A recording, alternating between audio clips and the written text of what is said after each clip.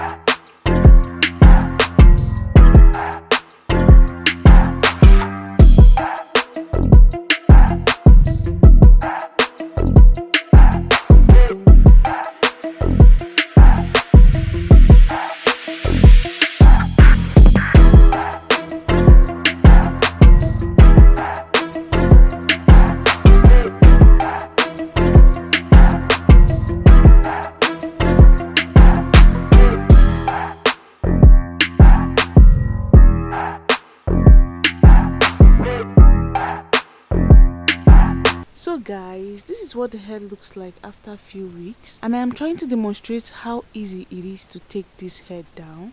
So as I taking it down one after the other, you can also take down your cornrows, and in the process of taking down the cornrows, the crochet hair comes off very easily. So this is one easy way to take down the hair. Like, it is so easy to take down this hair. All you need to do is just take down the cornrows and the hair just comes off very easily.